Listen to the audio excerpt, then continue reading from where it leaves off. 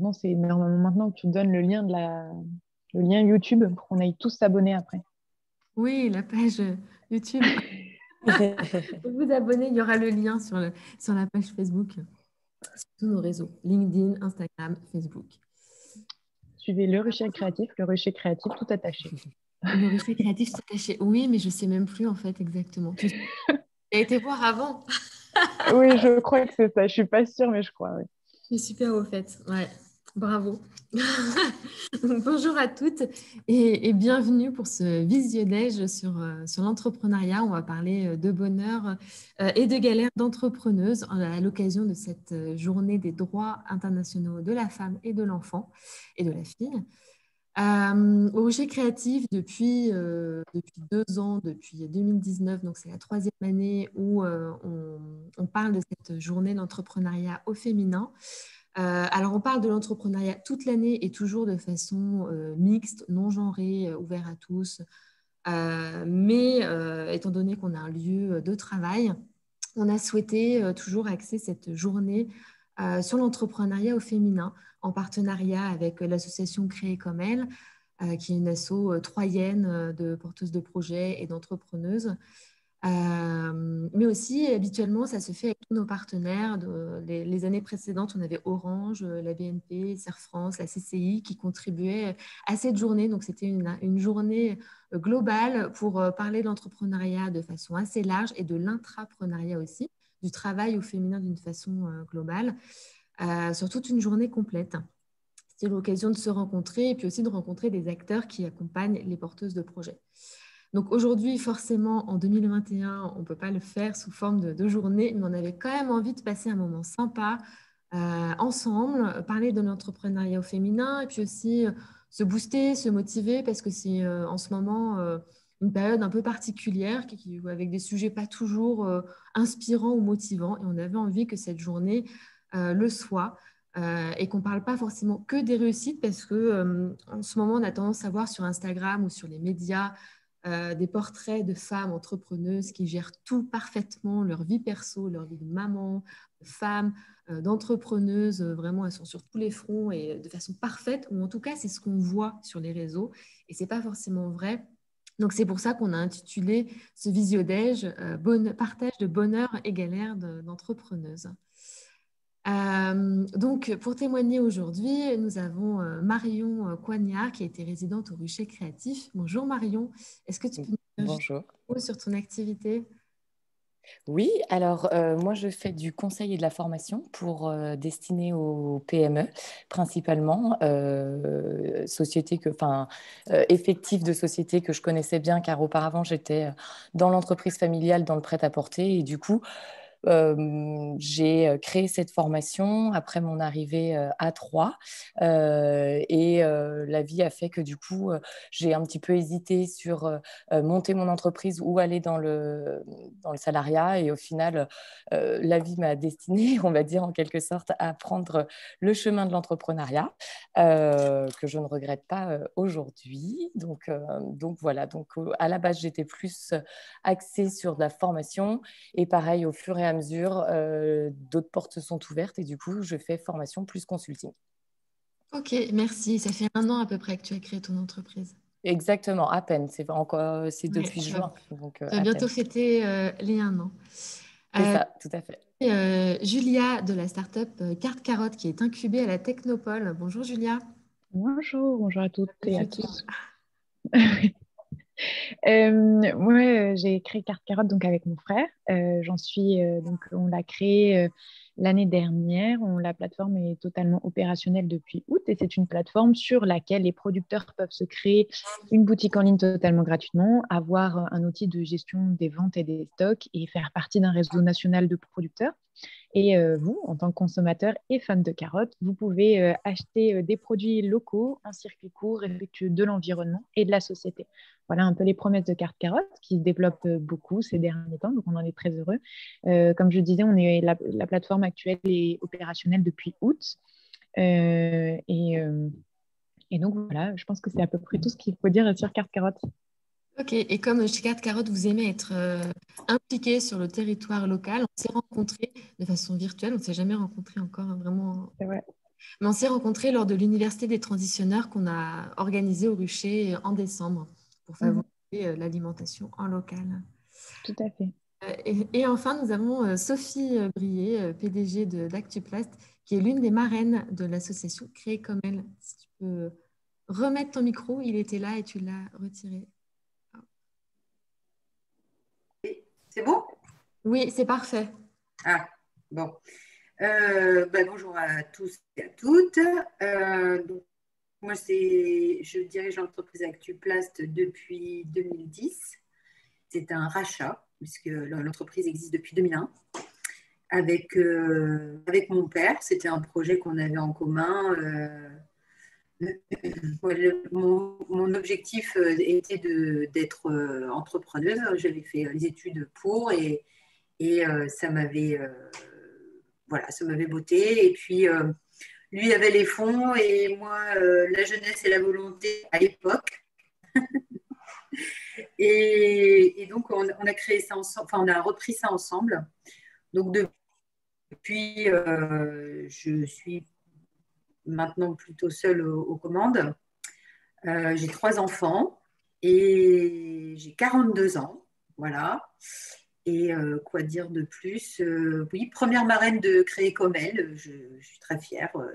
Elles m'ont choisie. C'était très, très, très sympathique de leur part. Ça m'a permis de rencontrer beaucoup de personnes avec qui j'ai encore beaucoup de contacts. Et c'est une belle association. Pour ma part, je fais partie du CJD, donc qui est la version mixte de Créer comme elle. C'est dans les mêmes principes. Partage des bonnes pratiques, sortir le chef d'entreprise de l'isolement, voilà, toutes ces choses-là. Ce n'est pas un club à faire, c'est vraiment dans l'objectif de former les dirigeants et de les sortir de l'isolement. Et c'est bien, c'est vraiment aussi le principe de l'association Créer comme elle, qui vise à sortir de l'isolement les femmes entrepreneuses, les porteuses de projets, les femmes qui veulent créer leur entreprise. Donc moi, pour celles qui ne me connaissent pas, je m'appelle Emeline Bossé. J'ai créé mon entreprise il y a presque 3 ans, Bohème Design. Je suis designer, espace immobilier pour les professionnels. Et j'ai connu Créer comme elle et le Rucher Créatif à peu près en même temps quand j'avais l'idée en haut dans ma tête de créer mon entreprise. Et vraiment, ça a été les 2 acteurs qui m'ont accompagnée ou boostée dans la création de mon entreprise. Donc, je suis devenue résidente du Rucher. Et depuis septembre, je suis aussi salariée du Rucher en charge des relations avec les entreprises et les partenaires privés du Rucher. Alors, avant de parler vraiment de nos galères et de nos joies de femmes entrepreneuses, je voulais quand même qu'on fasse une petite intro sur cette journée qui est bien particulière. Au Rucher et à Créer comme elle, et dans d'autres endroits d'ailleurs, on parle de l'entrepreneuriat au féminin toute l'année, mais voilà, aujourd'hui, c'est quand même une journée particulière. Pourquoi est-ce que c'est encore important, selon vous, en 2021, de parler de l'entrepreneuriat au féminin? Est-ce qu'on ne devrait pas se contenter d'en parler tous les jours? Pourquoi est-ce qu'il faut quand même avoir un événement dédié aujourd'hui? Est-ce que vous avez envie de réagir à ce sujet? Sophie, peut-être? Je me pose encore la question.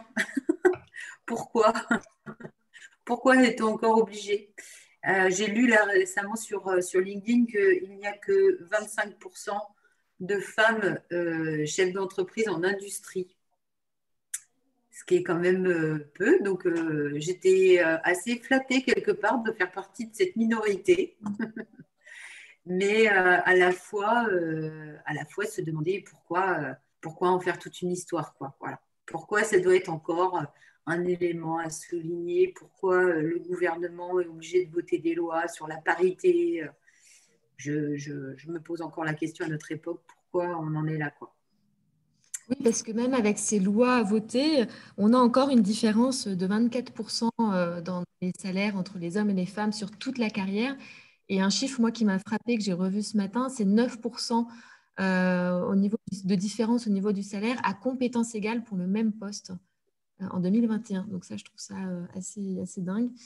Alors, ce que je trouve intéressant dans vos 3 profils, c'est que vous êtes, on a même, nous 4, on a des âges différents, donc des expériences différentes. Toi, Julia, qui est toute jeune, quel est ton point de vue par rapport à ce sujet de l'entrepreneuriat au féminin? Moi, je pense que c'est très intéressant d'en parler et justement qu'il y ait une journée qui soit dédiée en général aux droits des femmes. Il faut savoir que moi, je n'étais pas du tout destinée à devenir entrepreneur. Je pense aussi parce que tout simplement, on ne permet pas aux jeunes filles, quand elles sont petites, et ça a été le cas avant, de s'identifier de plus en plus parce qu'il n'y avait pas de figure aussi de femmes. Entrepreneurs dans mon entourage ou médiatisées. Elles sont de plus en plus nombreuses et vous êtes des exemples d'entrepreneuses accomplies et je suis heureuse de pouvoir être là aujourd'hui avec vous. Mais quand moi j'ai fait mes études, j'ai jamais eu l'occasion de parler avec ou d'échanger avec des entrepreneuses. Donc forcément, si j'ai pas d'image à qui m'identifier, c'est aussi difficile de m'y représenter. Donc je pense que c'est très important qu'on ait une journée comme ça qui mette en avant des portraits de femmes entrepreneuses, de femmes qui font des choses parce que moi, j'ai lu au niveau des startups, aujourd'hui encore, il y a seulement 10% des startups qui sont fondées par des femmes, ce qui est quand même très, très peu. Il faut savoir que rien que, donc moi, je suis incubée à la Technopole de l'Aube, qui accompagne les startups comme moi, donc des petites structures. Il y a très très peu de femmes sur toutes les startups incubées, ce qui est dommage. Alors qu'un autre chiffre, c'est qu'il y a 63% les entreprises qui sont créées par des femmes, enfin, dont au moins un des fondateurs est une femme, sont 63% plus performantes que celles fondées exclusivement par des hommes.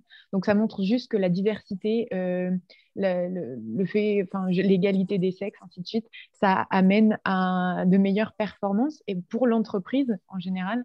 Donc, je pense que c'est très important d'y dédier une journée, comme on a une journée qui est dédiée aux droits de l'homme ou contre le racisme. Je trouve que c'est important de montrer que c'est un débat qui existe toujours et peut-être que c'est important pour des jeunes filles qui nous écoutent aujourd'hui de montrer que ça existe et qu'on a des profils hyper divers et c'est génial. Oui, merci pour ton témoignage.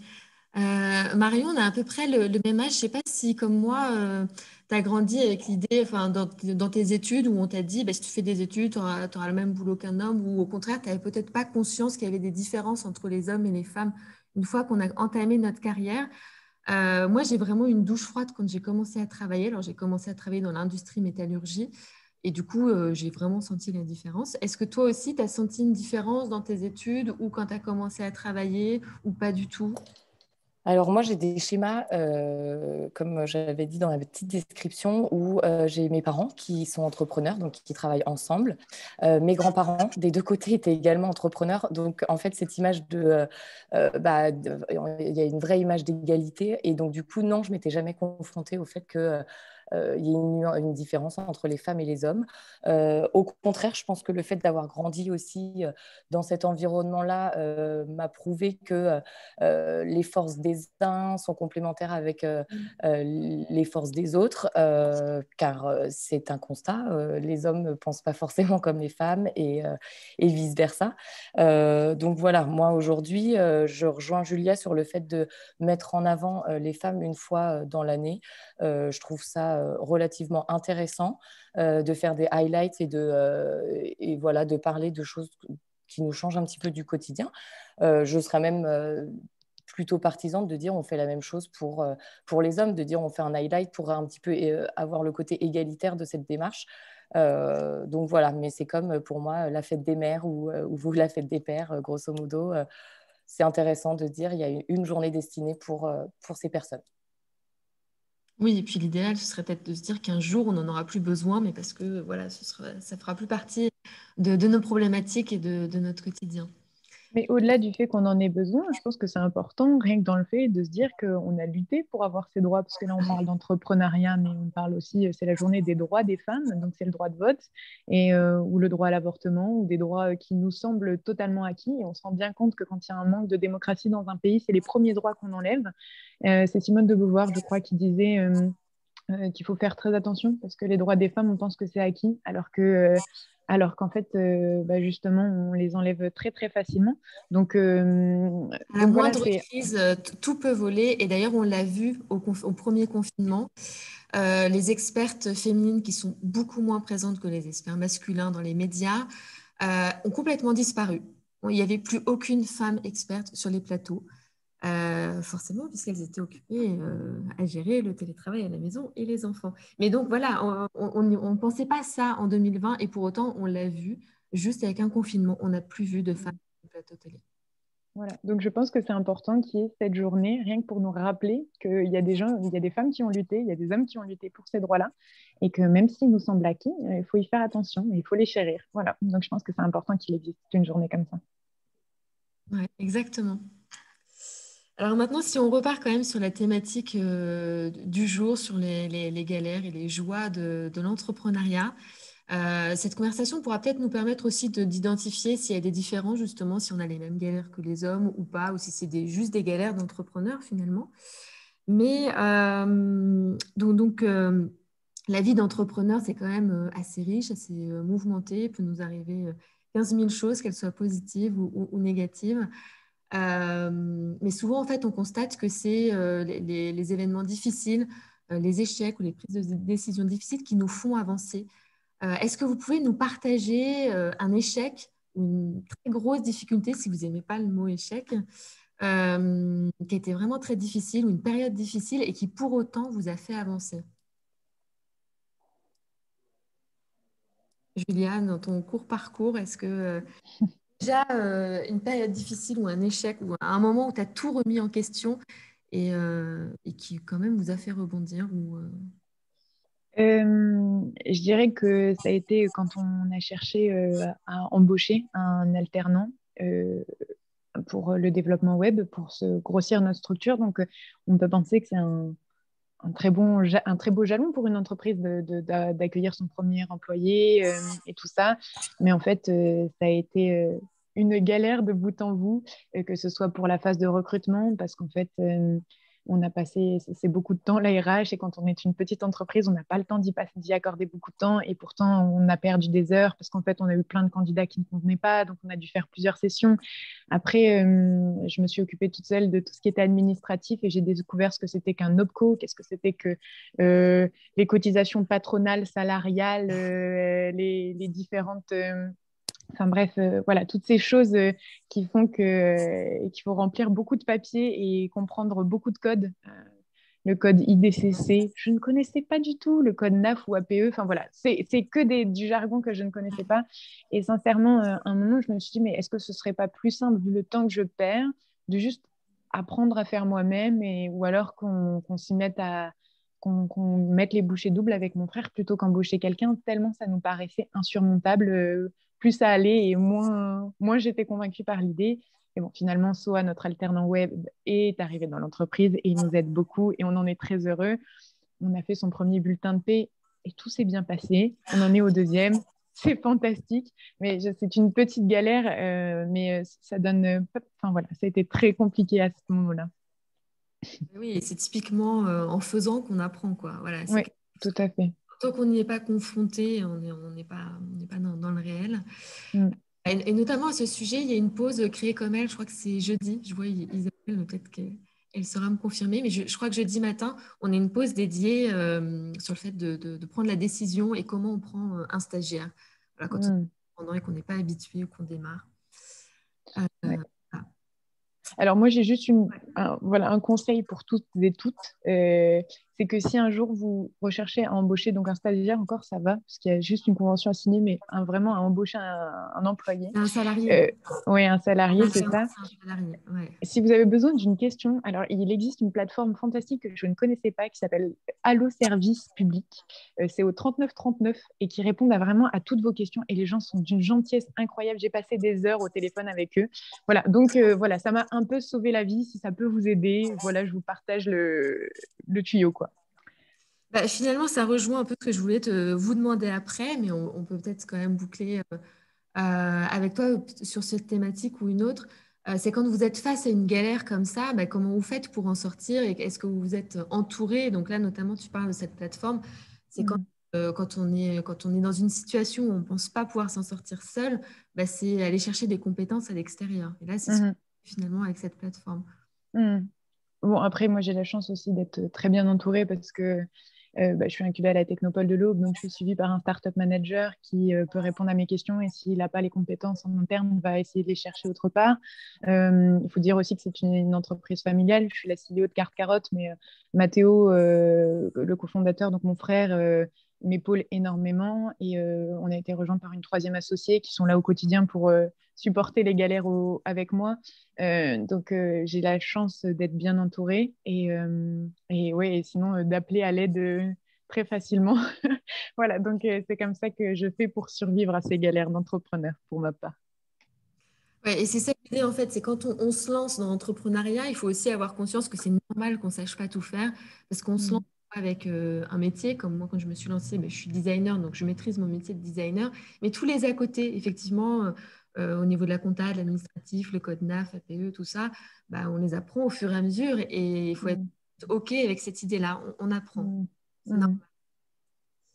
Merci Julia. Sophie, est-ce que tu veux nous partager une de tes expériences super difficiles ou quelque chose qu'on peut considérer comme un échec? Je ne sais pas si tu es à l'aise avec ce mot. Ah, si, j'ai pas de problème avec l'échec. Au Ouais. contraire, l'échec, pour moi, il fait grandir. Mais c'est pas forcément. Enfin, là, pour le coup, c'était pas forcément un échec, c'était plus un démarrage un peu houleux. En fait, on reprend l'entreprise, donc voilà, j'arrive, je prends mes fonctions. Je suis dans un milieu d'hommes, hein, évidemment, entreprise créée par un homme qui était co-dirigée, on va dire, par des hommes. Et au bout de 2 ans, le directeur me dit je pars, donc il me dit je ne sais pas trop ce que je vais faire, mais voilà, je m'en vais, j'ai d'autres propositions, tout ça, bref. Il était également actionnaire. Et, et puis sur le coup, ben, je l'ai cru bêtement. C'était mon tort de le croire. Et en fin de compte, ce qu'il a fait, c'est qu'avec l'ancien propriétaire de l'entreprise, qui l'a bien accompagné, bien aidé, ils sont allés racheter une entreprise concurrente à 10 km. Et donc, moi, je n'avais pas eu le temps forcément de m'imprégner du métier pur de la transformation de plastique, pas eu le temps de bien connaître les clients et de voilà, puisqu'en plus ils les avaient tous bien en main et qu'ils ne partageaient pas beaucoup. Et j'ai compris pourquoi bien après. Et donc il est parti faire ça. Et puis il avait j'ai appelé ça un indique en interne qui communiquait les demandes de prix. Enfin voilà. Donc c'était un grand moment de bonheur. Ça a duré quelques mois, le temps de le foutre l'indique dehors. Et puis là où ça a été un mal pour un bien, c'est vraiment, je trouve que l'expression a tout son sens dans ce cas-là, c'est que ça m'a permis en fait de reprendre les rênes, puisque je ne maîtrisais pas tout. Et là, en l'occurrence, j'ai repris ma petite voiture, je suis allée voir tous les clients, j'ai beaucoup démarché, j'ai été chercher mes clients. Et c'est là que j'ai repris l'entreprise et c'est là aussi que j'ai pu voir auprès de qui je pouvais m'appuyer vraiment dans l'entreprise. Donc, ça a créé aussi un esprit d'équipe, de solidarité qui n'aurait pas existé s'il était resté. Donc, sur le coup, on prend une bonne claque, hein, on ne prend pas de vacances du tout et on fonce à 200%. Mais pour au final récupérer quelque chose qui m'appartient C'est complètement. scandaleux. Alors, Elisabeth nous a rejoint. Elle n'a pas encore l'habitude de couper les micros. Je vais voir si je peux le couper. C'est un super partage d'expérience parce qu'effectivement, ça a dû être quand même super dur à vivre avec ce sentiment de trahison en arrivant comme ça. Et puis, tu étais quand même toute jeune, quoi, à la trentaine. C'est ça. Dans un univers d'hommes, mais dans l'univers de l'entreprise aussi, tout simplement. Oui. Tu n'as pas le choix que de t'approprier ton entreprise. Et c'est ça. Et puis aussi d'être tout d'un coup d'avoir une légitimité. C'était ça, quoi. C'était gagner la légitimité de l'équipe. Et ça m'a vraiment permis de l'avoir. Puisqu'après, quand ils ont vu que j'étais capable de rebondir, capable de m'en sortir, capable de tenir les rênes de l'entreprise, il y a une confiance qui s'installe et qui est ad vitam aeternam. Je n'ai pas eu d'autres trahisons derrière, quoi. C'était nickel. Est-ce que finalement, avec le recul que tu as maintenant, tu peux dire si les plus gros échecs sont les premiers, parce que c'est ceux auxquels tu t'y attends pas. Il y a aussi la naïveté du débutant. Et au final, après, il peut y avoir d'autres gros coups durs, mais tu sais mieux les gérer parce que tu as déjà eu les premiers. Le problème, c'est que le sentiment, c'est qu'il y en a plein qui ressemblent à l'autre. C'est-à-dire quand on s'y fait avoir une fois, ok, c'est bon, on a vu. Mais après, on va se faire avoir sur un autre truc, quoi. Donc là, typiquement, moi, l'année 2020 a été l'année la pire, alors que le premier confinement annonçait une très belle année. Puisqu'on a fabriqué des parois pour la terre entière et qu'on était à la fois dans la fatigue et le stress, mais à la fois dans une espèce d'euphorie, quoi. Parce qu'on s'est retrouvés, tout le monde est parti en confinement parce que les gens avaient peur, très clairement. Le message qui était véhiculé était extrêmement angoissant. Hein, on va tous mourir. Enfin, voilà, il y avait quand même cette notion on risque notre vie, la vie de nos enfants, la vie de nos parents. Rien n'était clair au départ, donc c'était très anxiogène. Et on est resté 7 à se dire, non, nous, on va continuer, puis on va finir les dossiers qui sont en cours, et puis on verra bien quoi, si on ferme ou pas, quoi. Mais du coup, on est reparti sur nos parois, on était à fond, on travaillait de 7h le matin à 7h le soir non-stop, on mangeait sur place, enfin, on a eu un rythme de dingue. Mais dans l'euphorie. Et puis, une fois que le premier confinement était terminé et qu'on a vendu des parois à tout le monde, mais tout s'est arrêté. Et en fait, quand tout a repris, nous, tout s'est arrêté, puisqu'on fabrique beaucoup de PLV, enfin de présentoirs. Donc, les magasins n'avaient pas forcément la volonté, et les marques n'avaient pas forcément la volonté d'investir sur ce genre de produit à ce moment-là, et qu'ils avaient d'autres chats à fouetter, ce que je comprends tout à fait. Pour nous, à ce moment-là, tout s'est arrêté. On a fait une année catastrophique. Donc, là où ça commençait bien, on n'a pas vu le coup d'après, quoi, clairement. Parce qu'on était dans une espèce d'euphorie, de dynamisme qui nous emmenait, quoi. Et du coup, quand ça s'est arrêté… Tout l'été, de juin à août, il y a eu une période un peu de no man's land où on était entre deux, où les entreprises bougeaient plus du tout et travaillaient à minima pour eux rentrer de l'argent, mais ne voulaient plus en sortir dans l'investissement, dans l'accompagnement ou de l'équipement. Moi, je l'ai vu aussi dans mon activité. C'était très, très particulier. Il fallait travailler, mais en même temps, on ne voulait pas faire travailler les autres. Donc, c'est ça. La période où on se dit, faut quand même que moi aussi je travaille, donc qu'est-ce que je vais faire? Ouais. Et du coup, voilà, ce qui nous emmène sur mon premier plan de licenciement économique, c'est le premier de ma vie, voilà. C'est fait. Donc ça, c'est aussi une période bien difficile. Ça plombe le moral déjà de ceux qui ont été désignés. Ça, c'est la première chose, évidemment. Mais ça plombe aussi le moral de tout le monde, quoi. Donc après, il faut réussir à re-emmener l'équipe en leur disant, oui, mais attention, parce que si vous ne voulez pas que ça s'arrête complètement, il faut y aller, quoi. Il faut redémarrer. Donc, c'est beaucoup de travail. Je crois que le rôle, globalement, du chef d'entreprise, c'est d'abord de beaucoup, beaucoup travailler sur soi-même. Le contrôle, l'énergie, le savoir-être. C'est là-dessus que j'ai le plus appris, clairement. En étant accompagnée, bien sûr. Je ne suis pas seule, mais en étant bien accompagnée. Comment tu t'accompagnes dans ces moments difficiles où tu dois prendre des décisions? Parce que j'imagine que là, pour le licenciement économique, il y a un moment donné où il faut appuyer sur le bouton. Est-ce que tu t'es entouré? Est-ce que tu as demandé conseil? Ou est-ce que tu as des référents autour de toi avec qui tu peux en parler librement et ensuite t'aider à prendre ta décision? Alors, il y a deux aspects dans une situation comme le licenciement économique. Le premier aspect, il est purement économique. Et donc là, c'est un expert comptable qui me dit le 23 décembre, les pertes, elles vont être lourdes pour l'entreprise. j'ai passé des bonnes fêtes de Noël, c'était super sympa. Et donc ça, c'est le premier aspect, il est purement factuel, économique, ok, combien de personnes, on fait un budget, c'est des tableaux Excel, c'est des chiffres posés dans des tableaux et puis on y va comme ça, c'est tant de salaire qu'il faut supprimer, donc quel poste, enfin voilà, donc là on parle vraiment Et c'est factuel. de façon c'est très factuel. C'est très factuel, donc c'est des décisions qui sont, on va dire, faciles à prendre sur le plan purement stratégique. Et la deuxième chose qu'il faut travailler, c'est sur le plan émotionnel. Parce que c'est des gens qui sont là depuis longtemps, parce que du coup, ce n'est pas des machines, ce sont des personnes.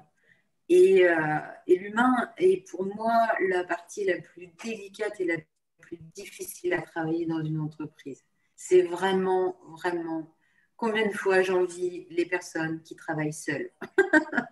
Je trouve ça tellement formidable de n'avoir que soi à gérer. Il y a toujours des avantages et des inconvénients dans les deux situations. Voilà, c'est ça. Et effectivement, le premier salarié dont parlait Julia tout à l'heure, c'est à la fois le début d'une aventure, et c'est chouette, c'est stimulant, et on trouve de l'aide, etc. C'est aussi le début des emmerdes, parce qu'il n'y a pas d'autre terme. On gère de l'humain et on n'est pas tous fait pareil. Et il faut gérer avec ce que sont les autres, avec ce que l'on est nous, avec ce que l'on ressent, avec nos moments, avec ce que l'on est au moment. On peut avoir des problèmes dans sa vie privée, les enfants grandissent, petits soucis, grands soucis. Donc voilà. Et il faut garder une espèce de constance face à l'autre, un détachement qui pour moi est compliqué parce que ça fait rester pas partie à sa place tout simplement. Ouais. Mais savoir prendre de la distance. Ta personne et ton rôle de chef d'entreprise. C'est ça, c'est faire la distinction. Donc là, c'est de l'accompagnement, c'est du coaching.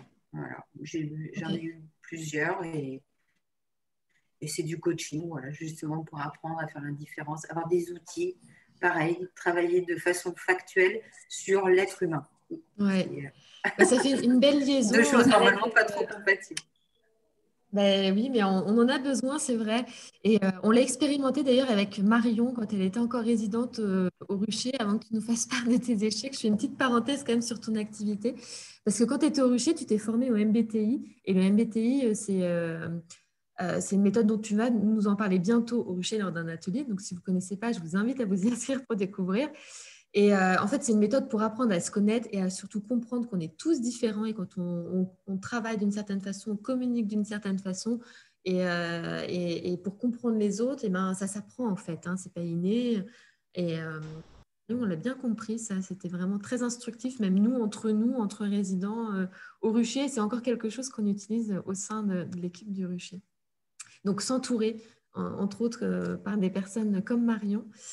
Et alors toi, Marion, avec ta jeune expérience de presque 1 an, donc c'est la date de création officielle de ton entreprise, mais bon, tu avais préparé bien en amont cette création. Oui, tout à fait. Est-ce que tu as quand même connu des grosses périodes de doute, des galères, des échecs? Oui, forcément. Forcément. Échec, moi, j'aime pas forcément ce mot-là parce que, comme Sophie disait, je pense qu'on a la capacité, comme tout être humain, à rebondir et c'est ce qu'il faut, sinon on tombe et voilà. Donc, c'était pas forcément un échec, c'est juste que je suis quelqu'un plus relativement d'action et quand j'ai monté mon entreprise, je me suis centrée sur la formation. J'avais pas forcément fait de business plan, c'est pas bien, mais non, c'est pas ma manière de faire parce que je suis plus une personne d'action. Et au final, il s'est avéré que j'ai préparé toute mon entreprise en amont, faire des séances de formation, etc. parce que j'étais que dans ça. Et puis, des barrières se sont mises devant moi à des moments parce qu'effectivement, comme Julia, Je connaissais les OPCO, mais pas bien complètement. Et moi, pour dispenser des formations à des entreprises, c'est beaucoup plus avantageux d'être certifié Datadoc et Calliope maintenant, mais qui permettent en fait aux entreprises de faire financer leurs formations. Et donc là, si je m'occultais ça, ça n'allait pas du tout avec ma cible à qui je m'adressais. Donc, voilà, c'était les débuts. Il a fallu, donc, en un an, au départ, je suis partie dans une voie qui n'a pas fonctionné. Donc, du coup, je me suis dit, de moi-même, grosso modo, j'ai réorienté ma ligne de conduite et du coup, je me suis dit, je vais me mettre en tant qu'organisme de formation et je vais monter tout mon dossier pour être datadocké. Il n'y a pas de solution alternative si je veux m'adresser, être légitime par rapport à la cible à laquelle je m'adresse. Et puis, donc, à fond dans la formation et au final, pareil, je suis restée relativement à l'écoute de quand même ce qu'on pouvait me demander par rapport à l'expérience que j'avais dans dans mon ancien travail. Et du coup, voilà, on a commencé un petit peu à me demander conseil. Alors au départ, c'était un ami qui me demande conseil pour son entreprise parce qu'il ne sait pas comment faire pour faire les évaluations de ses salariés et les évaluations annuelles. Et du coup, là, j'étais mais effectivement, en fait, j'avais plein de mots qui me venaient, qui étaient de la part des entrepreneurs. Je ne sais pas comment faire, je n'ai pas le temps de me mettre dans ça, je ne sais pas combien de temps ça va me prendre. Oh là là, c'est le début des emmerdes si je commence à donner la parole aux salariés. Enfin, et moi qui le faisais dans l'entreprise familiale auparavant, tous les ans, c'était tellement quelque chose qui était… mais pour moi, c'est un non négociable dans l'entreprise, c'est une source de motivation pour les salariés, une énorme source d'information pour l'employeur et pour le manager. Et du coup, j'étais, mais attends, je vais t'accompagner, c'est relativement simple, hein, je n'ai pas inventé l'eau chaude, je vais t'accompagner. Et du coup, c'est comme ça que j'ai réalisé une première prestation de consulting. On l'a créée ensemble, il n'y avait pas… Voilà. Et puis, au fur et à mesure, d'autres personnes m'ont demandé et m'ont sollicité sur ce sujet-là. Et donc, du coup, et au final, aujourd'hui, ça fait partie d'une de mes grosses victoires, en quelque sorte, dans le sens où j'ai un cabinet qui m'a demandé, avec qui j'ai signé un contrat de sous-traitance pour réaliser les évaluations annuelles de leurs clients, parce qu'ils n'ont pas le temps de s'en occuper. Et donc, ils me proposent à leurs clients aujourd'hui pour réaliser cette mission. Je n'étais pas du tout partie dans cette voie-là. Et aujourd'hui, le consulting représente sur mon chiffre d'affaires pratiquement 80% de mon chiffre d'affaires, alors qu'au départ, j'étais partie sur de la formation. Donc, j'en fais toujours. Et ça va être la période, parce qu'au final, là, ça y est, les gens, je pense, on retourne dans…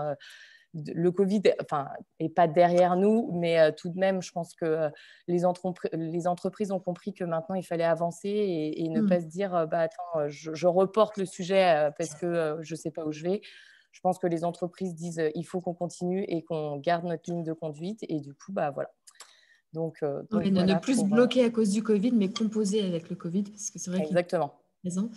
Et continuer à former les salariés. Donc toi, oui, au final, tu n'as pas fait de business plan, mais parce que tu voulais aussi pouvoir t'adapter à ce qu'elle est. Exactement.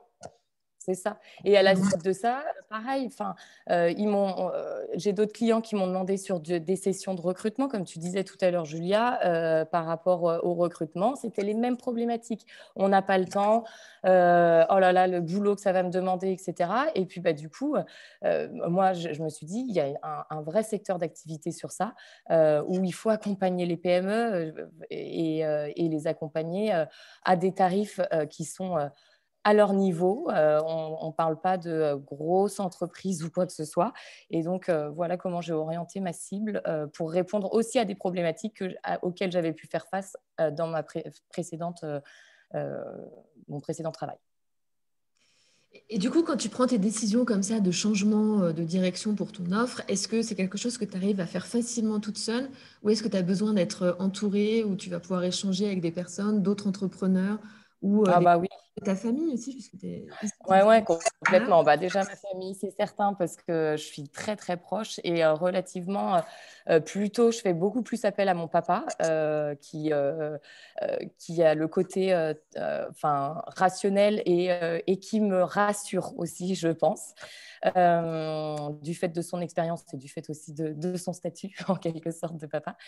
Et mon conjoint, ça c'est certain, qui lui-même est entrepreneur et qui, pour le coup, on échange énormément ensemble, lui par rapport à son entreprise, moi par rapport à la mienne. Et au final, lui, il est un énorme soutien parce qu'il me dit, mais continue, tu es sur le bon secteur, etc. Quand il y a des baisses de motivation, c'est comme tu disais tout à l'heure, c'est les montagnes russes, hein, il n'y a pas que des victoires. Et du coup, c'est ça qui fait aussi que tu gardes la tête sur les épaules, pardon, et que du coup, tu te dis, allez, il a raison, je reprends mes repères, pourquoi j'ai fait ça. Et effectivement, je continue dans ce sens-là. Ouais, l'entourage est très précieux pour pouvoir aider à avancer, à être sûr de soi, parce que Sophie disait, quand C'est clair. on est mieux, on n'a que soi à gérer, mais quand on n'a personne avec qui confronter ses idées, c'est pas toujours évident.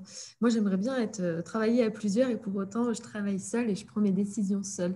Mais c'est quand même très important d'être entouré. Si on peut pas l'être dans son entourage proche, dans sa famille, parce qu'on n'a pas forcément des entrepreneurs dans sa famille, ou son conjoint, c'est là où les réseaux peuvent prendre le relais. En tout cas, moi, c'est clairement le relais que j'ai trouvé au sein de Créer comme elle, même du Rucher, et pendant une période au sein de Bouge ta boîte. Les réseaux sont vraiment super importants, et on l'a vu aussi pendant le Covid, pendant le premier confinement, où tout a été à l'arrêt, hormis quelques industries et puis l'alimentaire et tout le médical. Tout était arrêté, quoi. Tout le monde s'est retrouvé chez soi. Et du coup, c'est là où on a échangé entre entrepreneurs pour se rassurer. Et puis pour savoir comment on allait reprendre, comment on se remettait en marche, comment on évoluait, comment on se remettait en question aussi. Voilà. Et ça fait du bien plutôt que de se retrouver tout seul derrière son ordinateur à se dire, ou derrière son bloc-notes, et se dire, je vais faire quelque chose, mais on est assommé par plein de questions, et se rendre compte qu'on n'est pas tout seul à se poser ces questions-là. Déjà, juste ça rassure. C'est clair. De l'entourage. Et alors justement, cet entourage, quelquefois, il peut nous donner de précieux conseils qu'on suit ou pas, puisque finalement, l'un des meilleurs conseils qu'on m'a donné au tout début, c'était de s'écouter soi, de prendre différents avis autour de soi, et puis d'arriver à se faire son propre avis. Très bon conseil que je n'ai pas réussi à appliquer, parce qu'avec le manque d'expérience que j'avais, je n'arrivais pas à discerner quelle était la meilleure solution pour moi. Aujourd'hui, il arrive un peu mieux. Mais vous, quel a été le meilleur conseil que vous ayez reçu, ou alors le conseil que vous donneriez aujourd'hui, avec le recul que vous avez sur votre expérience, peut-être par rapport à la plus grosse galère que vous avez vécue, ou par rapport à une situation particulière, ou au contraire sur une situation générale, par rapport à vos débuts, quel est le conseil que vous donneriez, que vous avez appris, quelque chose que vous avez appris grâce à votre expérience? Marie, si jamais tu as un exemple à ce niveau-là. Alors, plusieurs. Alors, ça va faire écho avec ce que je viens de dire précédemment, mais de toujours rester ouvert aux possibilités, aux opportunités. Ne pas se mettre des barrières.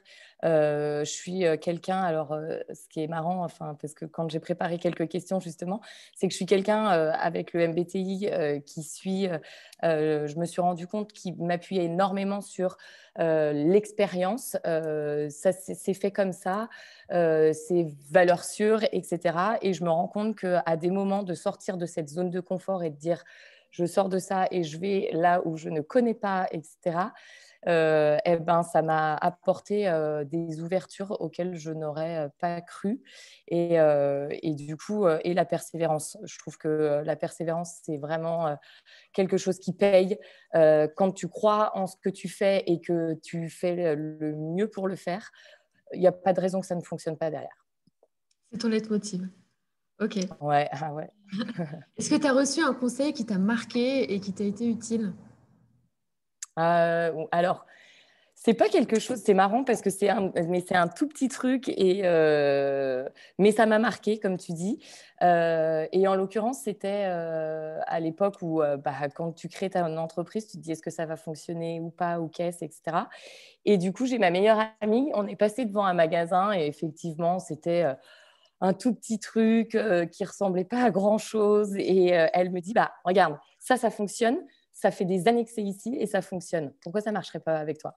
Et là, je me suis dit, mais oui. Et à chaque fois que j'ai un doute, je pense à elle et je me dis, effectivement, ça fonctionne. Il faut que moi, il n'y a pas de raison que ça ne fonctionne pas pour moi.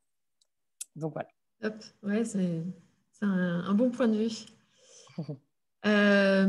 Julia, est-ce que tu as reçu des conseils comme ça? En plus, toi, tu es suivie, accompagnée. Est-ce que tu as des conseils qui ont été assez forts pour toi, que tu as trouvé pertinents? Et avec le recul quand même de ton expérience aujourd'hui, quels conseils te donnerais-tu à la Julia d'il y a 2 ans ou 3 ans?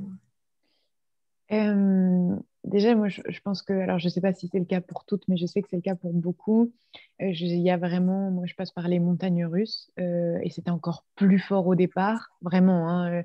Le petit mail qui te dit, ah, félicitations, ça peut être un commentaire Facebook, tu as l'impression que, voilà, c'est ça, à des feux d'artifice, ils pourraient d'ailleurs faire un jour férié rien que pour ce jour-là, tu trouverais que c'est logique, tellement tu es content.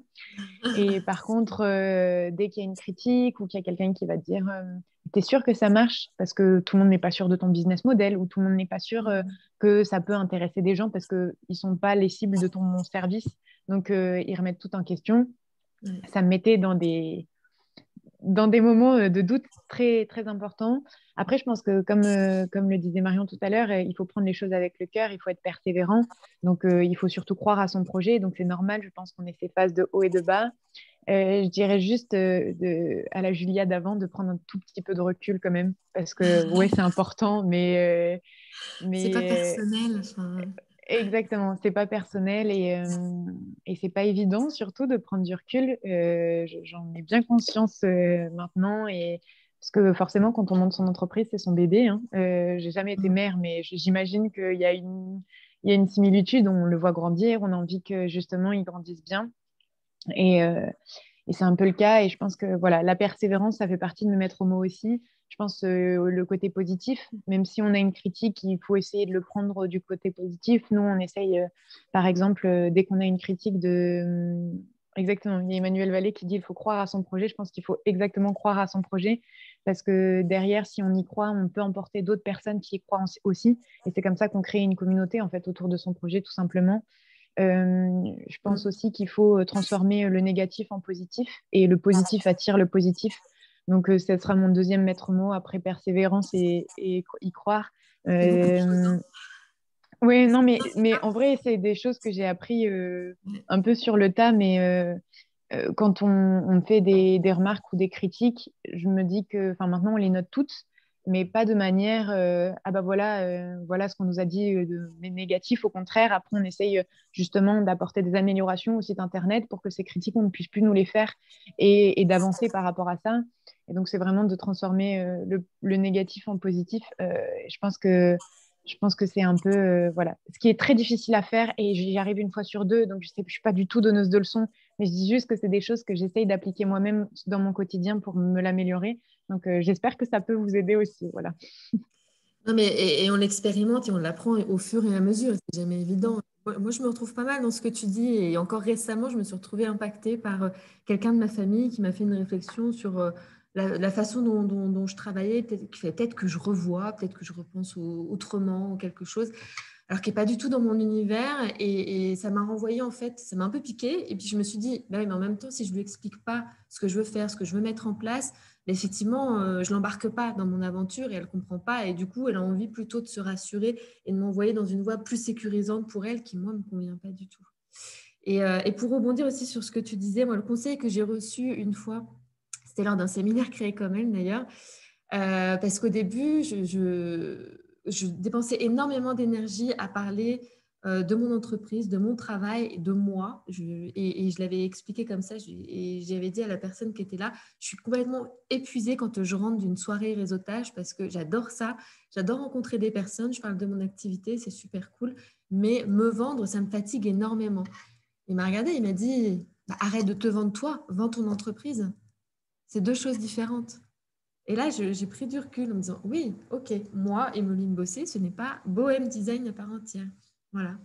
Ok, c'est moi, j'ai mis mes tripes, mais bien faire la différence entre les deux, ça m'a aidé à prendre du recul, justement. Sophie, quel conseil pertinent, petit ou grand, tu as reçu qui t'a marqué au cours de ta carrière? Et quel conseil tu te donnerais aujourd'hui à la Sophie trentenaire qui reprenait une boîte? Quadra. Non, mais à la Ah Sophie oui, la trentenaire oui, tout mais juste oui, 30 oui. ans, oui, j'avais 30 ans. Quel Ouais. conseil, toi, aujourd'hui, avec toute l'expérience que tu as aujourd'hui, te donnerais-tu à la Sophie? Alors, le conseil que j'ai reçu, c'était beaucoup au cours de coaching, de toute façon. Hein, donc, c'est déjà effectivement de savoir faire la différence entre soi et son entreprise. Que ce sont deux choses bien différentes et que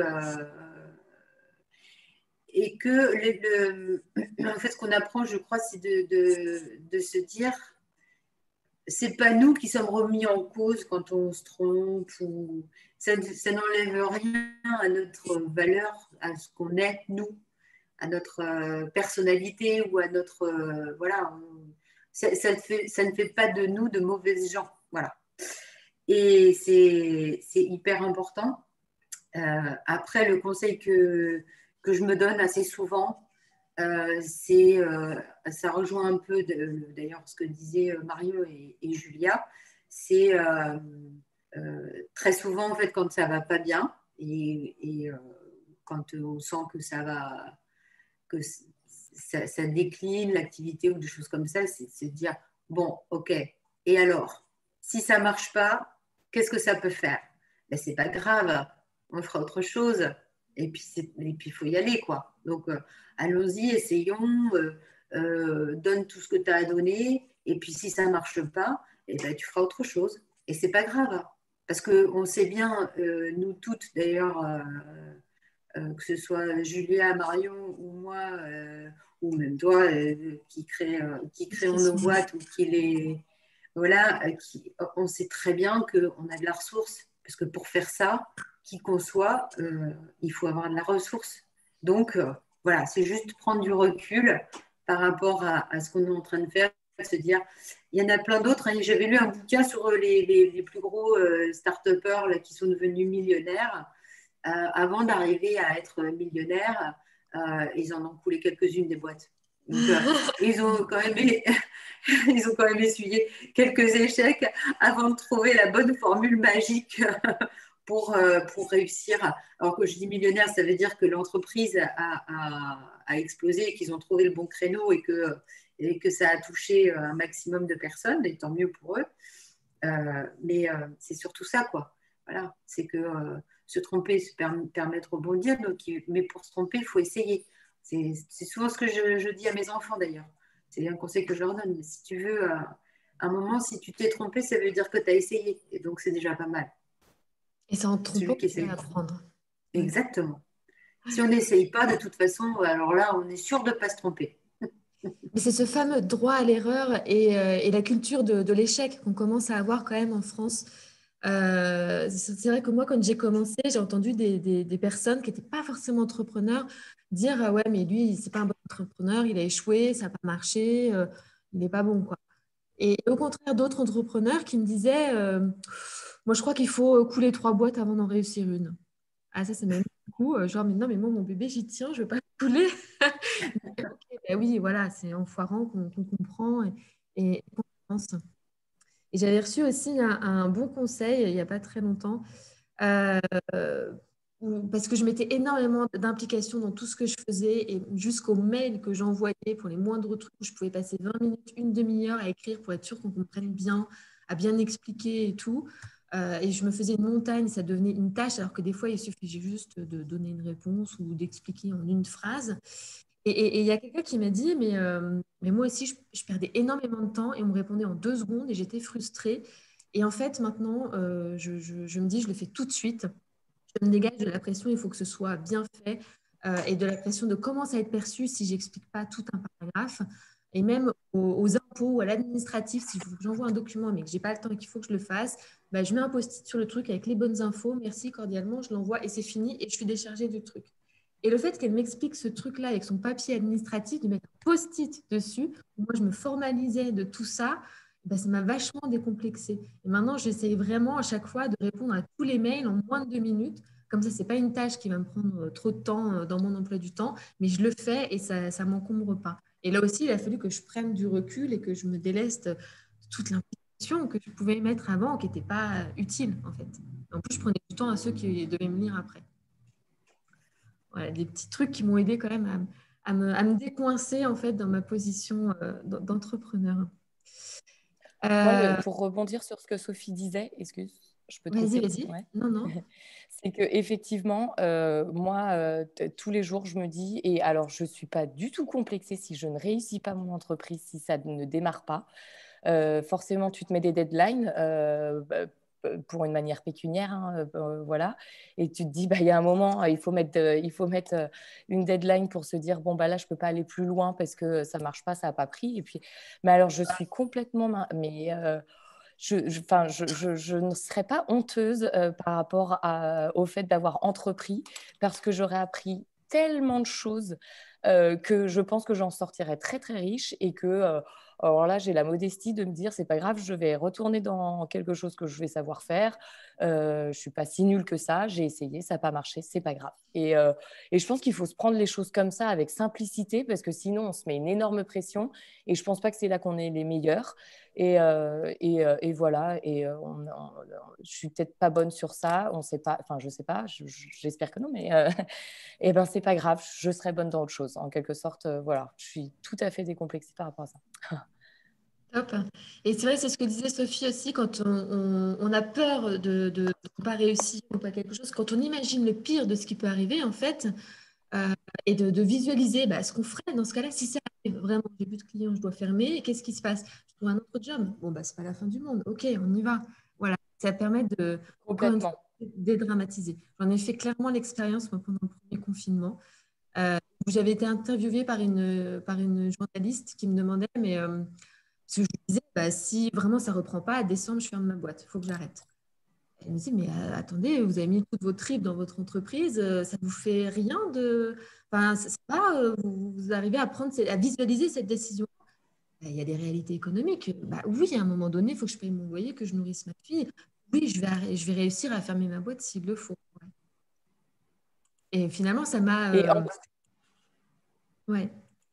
Pardon. En plus, pour le coup, pour avoir à travailler dans l'entreprise familiale auparavant, aujourd'hui, j'ai ce recul de me dire, OK, en fait, c'était carrément plus de pression pour moi d'être dans l'entreprise familiale parce que mon objectif étant de faire mieux que ce qui s'est écoulé. Alors que là, j'ai quoi? Je pars de zéro. Donc, tout ce que je fais, c'est quelque chose, la pression, elle est vraiment beaucoup moindre pour avoir eu les deux, quoi.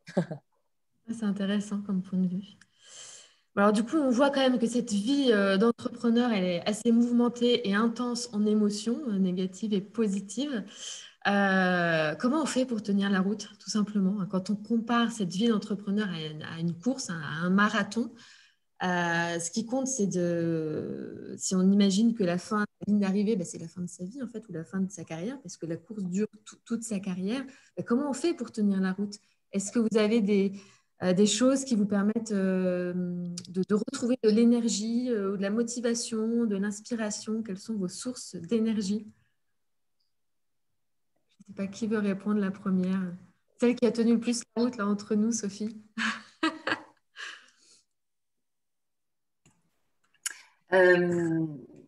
Pour moi, pour ma part, ouais, c'est vrai qu'il y a eu pas mal de choses qui se sont passées en 11 ans maintenant.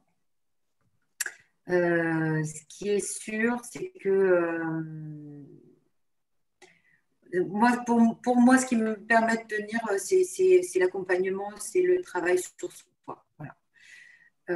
C'est à l'heure actuelle, avec toute la difficulté en fait de la période, je sais que ce qui est important, par exemple, c'est dormir.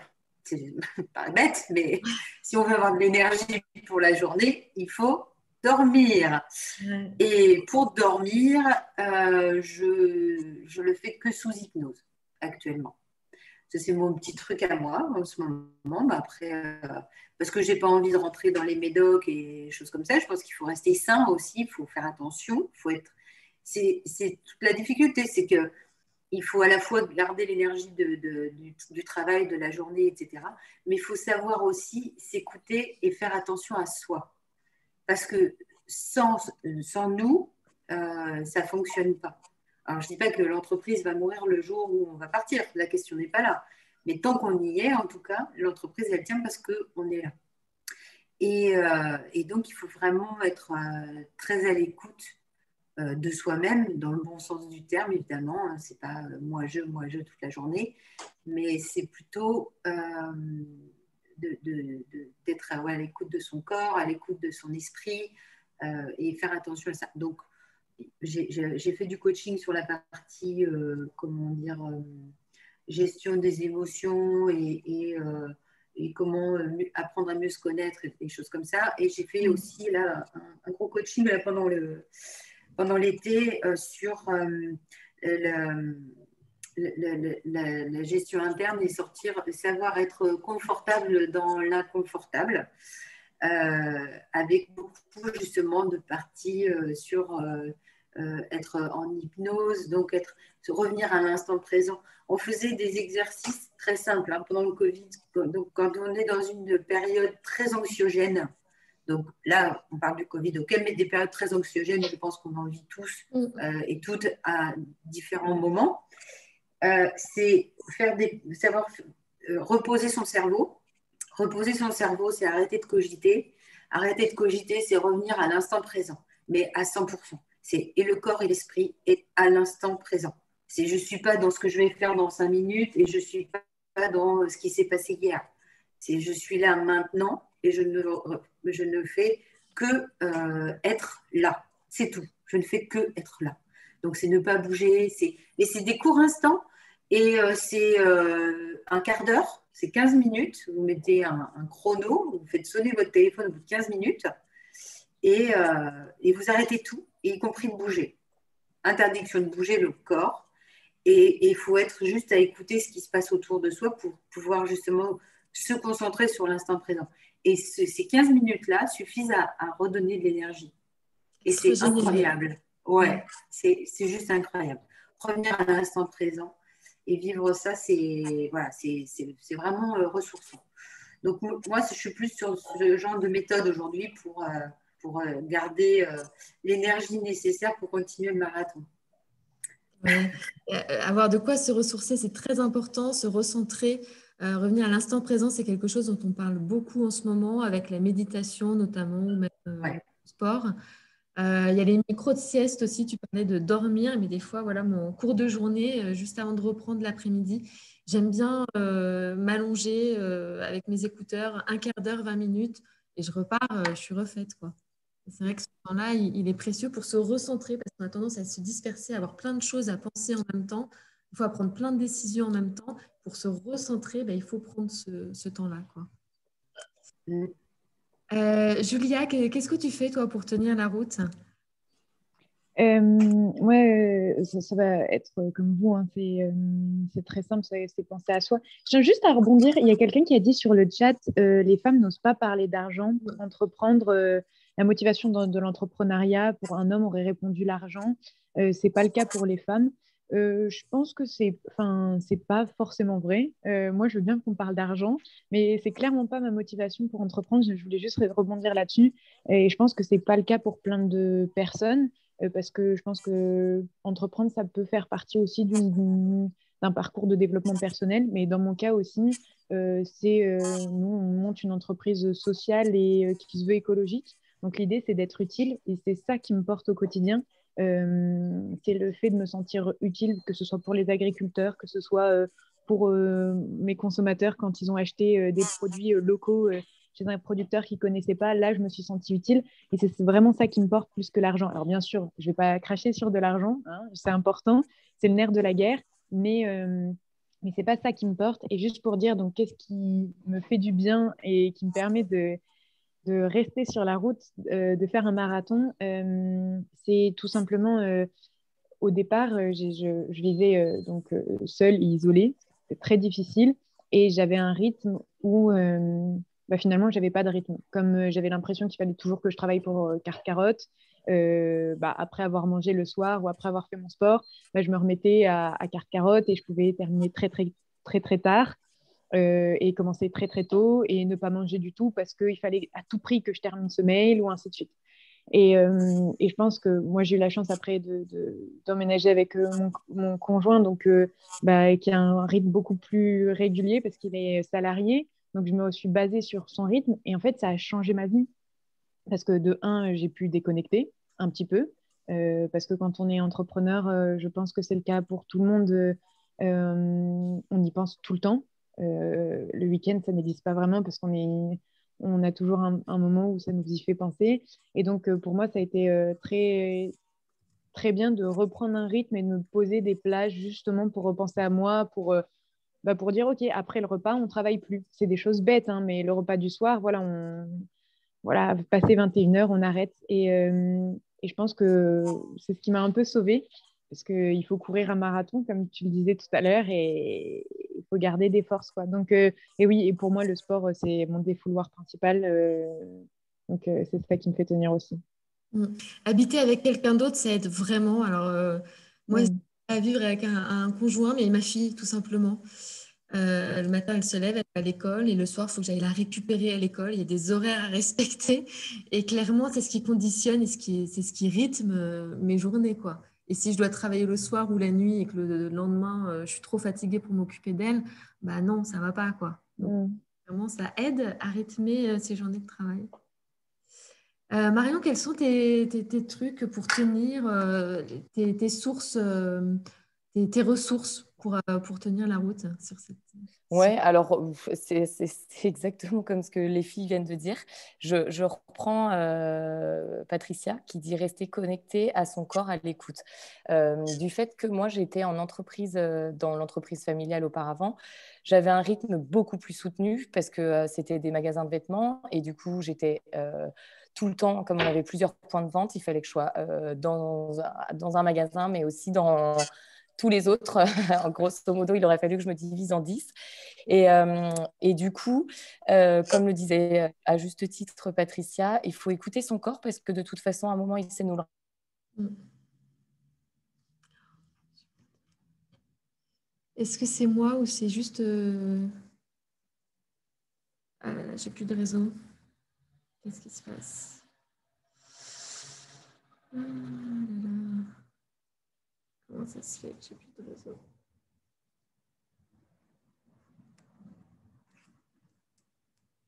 Est-ce que vous m'entendez? Où est partie Emeline? Si, c'est bon. Donc, j'ai été désactivée, donc je suis contente de toutes vous revoir et que ça n'ait pas tout coupé. Ouais, c'est clair. Du coup, oui, je t'ai entendu quand même sur le fait de rester connecté à son corps et que maintenant tu as un rythme. Ouais. Et qu'en termes de productivité, j'étais pas beaucoup plus efficace à être 10 heures au boulot. Alors que enfin, je fournissais parfois pratiquement la même chose parce que forcément, enfin, n'importe quel cerveau ne peut pas être 100% tout le temps. Et il y a un moment où on commence à s'échapper, à regarder son portable ou autre. Et du coup, c'est pour moi pas productif. Donc tout ça, c'est des choses où j'essaye, voilà, je m'octroie dans la journée. Je pense que l'organisation est hyper importante dans l'entrepreneuriat. Moi, j'ai un planning tous les jours, enfin, en début de semaine, je sais ma semaine, comment elle est organisée et ce qui permet de s'y tenir. Déjà, de développer des victoires en quelque sorte, de se dire, bah voilà, j'ai réussi à tenir mon agenda. Il y a des choses enfin, c'est quelque chose que j'ai réalisé. Et au-delà de ça, enfin, c'est impossible de faire autrement, à mon sens. Et du coup, je m'octroie dans la journée un petit temps Instagram. Et voilà. Tes pauses qui sont prévues en fait. Ah ouais, complètement. Et sinon, mon portable est pratiquement pas tout le temps en mode avion, mais si, j'essaye parce que je suis vite attirée par mon portable et du coup, bah ouais, je me mets en mode avion et je me dis, attends, je me fais une pause dans 2 heures. Je pense que 2 heures, je peux réussir à être connectée pendant 2 heures sur un truc. Et c'est comme ça que j'ai vraiment développé de la productivité à mon sens. Ouais, moi c'est ce que j'ai mis en place il n'y a pas très longtemps en lisant un livre qui s'appelle Je veux tout. Alors au contraire, le titre du livre, enfin le livre n'aide pas à tout avoir, mais justement à avoir ce qu'on veut dans sa vie et du coup à choisir ce qu'on veut dans sa vie professionnelle. Et en lisant ce livre, ben, j'ai suivi le conseil de prendre rendez-vous dans la semaine pour faire du sport parce que je prenais pas le temps, parce que mon cours de yoga il est fermé en ce moment et du coup je fais plus rien et j'ai besoin de sport quand même pour me sentir bien psychologiquement pour ne pas prendre de médicaments, pour reprendre les termes de Sophie. Et du coup, j'ai noté dans mon agenda 3 fois par semaine, le midi, aller marcher pendant une demi-heure. Donc, une demi-heure, c'est faisable. Je peux le mettre facilement dans mon agenda et je le fais et ça me fait un bien fou. Alors, ça fait 3 semaines que je le fais. Mais voilà, déjà, je suis super contente d'avoir mis ça en place parce que je te rejoins, Marion, on a besoin d'être organisé, structuré. Pour moi, ça me demande un effort énorme de devoir me structurer comme ça, mais en même temps, je me rends compte que c'est ce qui m'aide aussi à tenir la route, quoi, avoir une visibilité, à ne pas trop stresser. Et pour reprendre aussi un peu ce que disait Sophie, moi, depuis l'été dernier, tous les matins, j'ai des exercices de yoga, de Kundalini yoga, sous forme de méditation et de yoga, pour me recentrer, qui me font un bien fou. Et clairement, j'étais dans une période l'été dernier, pour ceux qui ont échangé avec moi, c'était vraiment pas facile lié à la situation actuelle. Et j'ai eu des périodes où clairement mon corps m'a lâché avant ça, avant la période du Covid, ou par le stress, où j'ai pas fait de sport, où bah, mon corps m'a couché. Hein. Si je ne l'écoute pas, bah, il parle pour moi et ça fait mal. Et du coup, bah, je ne voulais pas revivre ça et j'avais bien conscience que c'était une période difficile. Et le fait d'avoir instauré ça, ce rendez-vous tous les matins, que je ne pensais pas avoir le temps de caler dans mon agenda, avant le réveil de ma fille, avant de l'emmener à l'école, et ben, ça me fait quand même un bien fou de m'y tenir, d'avoir aussi cette demi-heure le matin de méditation. Voilà, et mon corps me remercie. C'était c'était des échanges super riches, intenses et je trouve personnels. Merci beaucoup pour ces échanges. Est-ce qu'il y en a parmi les participants qui avaient des questions ou qui souhaitent rebondir sur ce qui s'est dit? Il nous reste quelques minutes avant qu'on arrête ce Zoom. Mais ça peut être aussi le moment d'échanger. Elisabeth qui me dit, on vient marcher avec toi, mais avec plaisir. Je marche sur les Viennes, donc vous pouvez me trouver. Souvent, c'est le lundi ou le mercredi aussi où j'y vais facilement. Et le vendredi. Voilà. Donc, entre midi et 2, on peut se croiser. Est-ce que certaines ont envie de prendre la parole? Je vois le tomato timer pour rythmer ses journées. Moi, j'avoue l'utiliser quand je suis en rush, quand je suis en retard et que je dois vraiment tenir un rythme. Ça aide. C'est dur à faire toute une journée en Tomato Rider. En fait, pour celles qui ne connaissent pas, c'est une application qui permet d'avoir des rythmes de travail et de pause. C'est-à-dire, en général, on sait qu'on a un temps de concentration de 20 minutes et après, il faut prendre une petite pause. Donc, on va avoir des séquences de 20 minutes, 4 fois, entrecoupées de 5 minutes de pause et après une pause d'un quart d'heure ou 20 minutes. Voilà. Si on fait ça toute la journée, franchement, à la fin, on est un peu fatigué. Mais si on a un cycle de 2 heures organisé comme ça dans une journée, ça permet de bien carburer quand même. Est-ce qu'il y en a d'autres qui ont des petits trucs? Oui, j'aimerais bien ajouter quelque chose. Je vous ai tout écouté, vraiment, vous avez des pistes très intéressantes qui vous font rester dans votre corps, à l'écoute. Bravo, vraiment bravo. C'est formidable. Vous avez toutes des petites astuces et restez bien sur cette ligne. Restez dans votre corps. C'est très important d'avoir votre propre rythme. Entreprendre, c'est merveilleux. Vous avez des beaux projets, toutes. Entreprendre, c'est merveilleux, mais il ne faut pas s'oublier. S'oublier, c'est le pire de tout. Donc, il faut savoir s'arrêter. Quand vous sentez qu'il y a trop de tension, il faut savoir s'arrêter, tout simplement, pour rester bien dans son corps, à l'écoute de son corps. Voilà, merci à toutes. Et s'autoriser à s'arrêter, du coup. Ne pas culpabiliser. S'autoriser à s'écouter. Oui, tout à fait. À s'écouter, moi, je dirais. S'autoriser. Ouais. C'est pas du tout dans notre culture, s'écouter. Tout de suite, c'est péjoratif dans le commun. C'est quelque chose de péjoratif. Pendant le dur du confinement, du premier confinement, pendant la période très dure, où j'étais même plus capable de comprendre ce que me disaient les gens. Quand mes salariés qu'ils me parlaient de vacances, mais je n'entendais pas du tout ce qu'ils me disaient parce que j'étais pas là. J'ai compris que j'étais en train de perdre pied, et donc d'où le coaching de l'été. Et il y a un truc que j'ai fait, c'est j'ai arrêté de mettre un réveil le matin. Et en fait, ne pas s'enlever cette pression du réveil du matin. Se dire, comme j'avais beaucoup de difficultés à m'endormir le soir, puisque je n'avais pas encore toutes mes méthodes que j'utilise beaucoup aujourd'hui, je disais, le principal, c'est de ne pas être fatigué. Donc, si je m'endors à 1h ou 2h du matin, parce que je n'ai pas réussi à m'endormir avant, eh ben, je me réveillerai à 8h, à 9h, peu importe. Ce n'est pas grave. Je calerai ma journée, je décalerai ma journée comme il se doit, mais je ne veux plus me mettre de pression supplémentaire. Et donc, j'ai arrêté de mettre mon réveil du matin. Une bonne idée. Voilà. Bravo. Elisabeth qui a levé la main. Oui. Si tu peux retirer ton micro.